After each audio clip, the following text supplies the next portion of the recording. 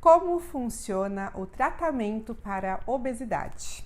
Muitas pessoas gostam de saber como seria se passassem no endocrinologista para fazer um tratamento para a obesidade. Como que é esse processo?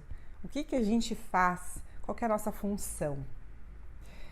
É importante então compreendermos como que é realizado esse tipo de situação.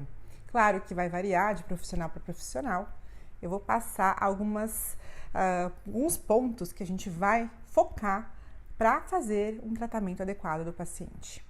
Então, primeiramente, quando a gente conhece o paciente, nós vamos avaliar esse paciente, toda a sua história de vida, teu histórico, o que já aconteceu na sua vida, seja relacionado a essa parte ou a outras doenças, comorbidades, histórico familiar, como que é o seu contexto de vida, seu ambiente, quais são os seus hábitos atuais, qual é o tipo de trabalho que a pessoa faz, porque tudo isso, se faz exercício, se não faz, se tem algum problema psicológico, se não tem, se toma remédios para alguma coisa, tudo isso faz parte da história dessa pessoa e isso vai interferir na escolha de como realizaremos esse tratamento e no resultado desse tratamento também. Então, avaliando esse aspecto, a gente também decide que tipo de exames complementares nós vamos fazer. Vai fazer também, é claro que a gente vai fazer também uma avaliação física do paciente, vai avaliar o peso, a altura, parâmetros clínicos de acordo com a necessidade, né, de acordo com a queixa, com o histórico também. Vamos avaliar esse paciente, ver também quais são os sintomas que ele está tendo agora, para a gente ver se tem alguma suspeita de alguma outra situação que possa estar concomitante com a obesidade. E que inclusive às vezes pode estar interferindo na obesidade. E aí justamente vamos fazer uma investigação clínica, a gente vai solicitar exames muitas vezes, na maioria das vezes, exames seja de sangue ou exames de imagem, para investigar comorbidades e situações que possam estar ajudando ou que possam interferir no nosso tratamento. Por exemplo, a gente vai avaliar sejam deficiências nutricionais, por exemplo, se tem uma deficiência de alguma vitamina, algum mineral, que seja importante para o bem-estar dessa pessoa, para que ele consiga executar uma mudança alimentar, uma redução de quantidade de comida, né, que isso vai ter uma interferência. Vamos avaliar se tem alterações metabólicas que já possam estar repercutindo. Se a pessoa já tem uma doença, nós vamos avaliar como está essa doença, se ela tem um hipotireoidismo, ou avaliar se ela tem um hipotireoidismo, deficiência de hormônio da tireoide. Vamos avaliar se ela tem alguma outra alteração hormonal em outros hormônios, dependendo do contexto, como por exemplo a partir de cortisol, ovário policístico. Podemos avaliar a partir do perfil lipídico, colesterol, a parte do fígado. Nós vamos avaliar de acordo com o caso, mas tem vários exames que a gente vai acabar fazendo nessas situações muitas vezes, porque muitas vezes a gente já tem uma suspeita de que haja comorbidades.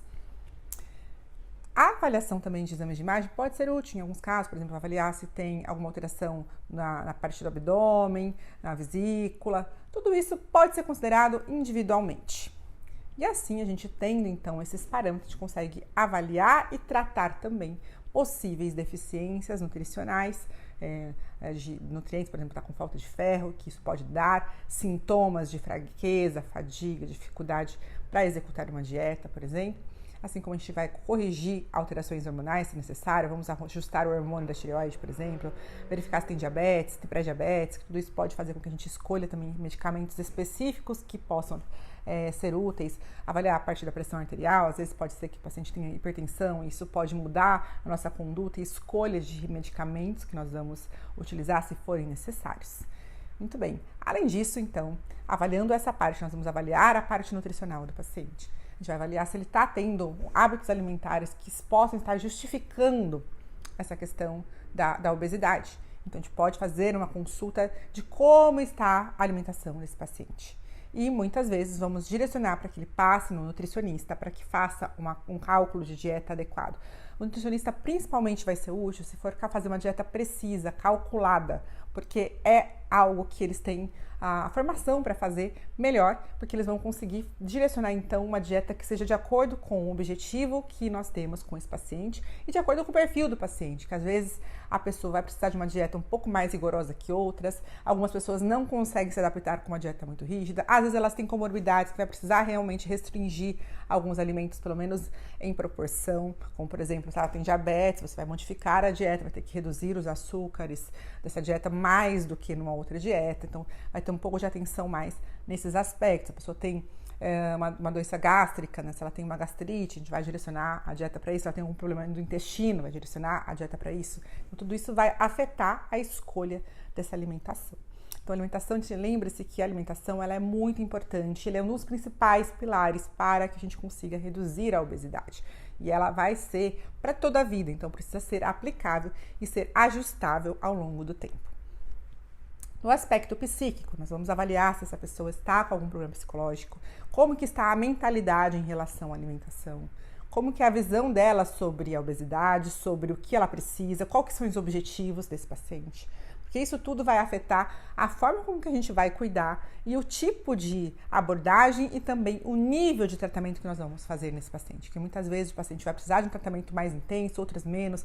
Às vezes a gente vai ter que focar em algo, inclusive com acompanhamento psicológico, que isso acontece muitas vezes em terapia. Muitas vezes a gente vai precisar de uma ajuda do psiquiatra, porque muitas vezes há comorbidades associadas, alterações psíquicas, seja ansiedade, depressão e outros transtornos derivados desses ou diferentes que possam estar contribuindo para a obesidade ou que estejam sendo agravados pela obesidade também. Isso vai comprometer o tratamento, então a gente precisa fazer essa avaliação, inclusive da parte motivacional desse paciente.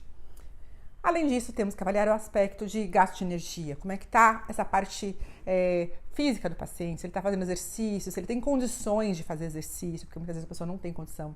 Às vezes vai precisar fazer uma avaliação ortopédica, às vezes a gente vai encaminhar, se ela tiver condições de fazer um acompanhamento com um educador físico, fazer realmente, por exemplo, com um personal trainer, para que às vezes ela tem dificuldade para realizar exercícios, vai auxiliar nesse aspecto também, embora a gente não vá passar o exercício específico que vai ser feito, que isso aí são esses outros profissionais que podem direcionar mais precisamente, mas a gente vai avaliar até para decidir a nossa questão dietética.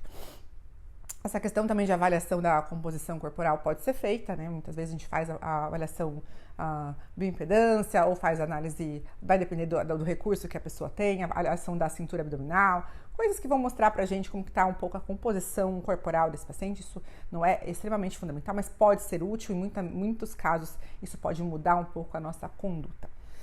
E, claro, que é algo que todo mundo gostaria de saber, é sobre medicamentos.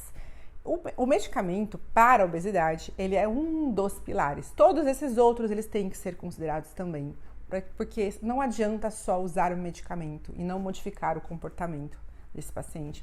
A obesidade ela é multifatorial, ela inclusive tem um componente genético muito intenso, eu já falei isso em outros vídeos. Mas essa parte de medicamento, ela pode ser útil, principalmente quando há uma dificuldade real de se conseguir um resultado. Ou às vezes o resultado estagnou, ou às vezes a pessoa já tentou muitas vezes e não está conseguindo um resultado. Muitas vezes ela tem alguma limitação em outros aspectos, por exemplo, ela não consegue fazer tanto exercício porque tem uma limitação física que não vai fazer um exercício muito intenso, vai ser um exercício mais suave. Isso pode afetar essa parte também. Muitas vezes ela está com comorbidades que exigem que a gente faça um tratamento medicamentoso. Porque pode ser útil para ajustar e tem medicamentos que servem para mais de uma coisa, né? E isso pode ajudar a gente, por exemplo, os agonistas de GLP-1, que as pessoas conhecem bastante e está bem conhecido atualmente, são medicamentos que podem ajudar no diabetes e ajudar na gordura do fígado, tudo situações que estão relacionadas com a obesidade e também ajudam na questão da redução do apetite e controle da fome. O medicamento, então, ele não vai curar a doença, ele apenas vai ser um auxiliador para que a gente consiga fazer o paciente executar esse processo, facilitar esse processo e ajustar esse processo. Mas quando você tira o medicamento, você não tem esse benefício e esse benefício não permanece ao retirar o medicamento. Por isso que é importante entender que tendo todos esses passos, precisa ter um acompanhamento e uma continuidade de todos esses parâmetros para que a gente consiga ter um resultado a longo prazo. E muitas vezes pode ser que o medicamento tenha que se manter por muito tempo, ajustando as doses de acordo com a realidade do paciente. E muitas vezes, sem o medicamento, é difícil conseguir um resultado significativo, embora não seja impossível. Tem vídeos que eu falo sobre isso também, mas é interessante para vocês compreenderem como funciona.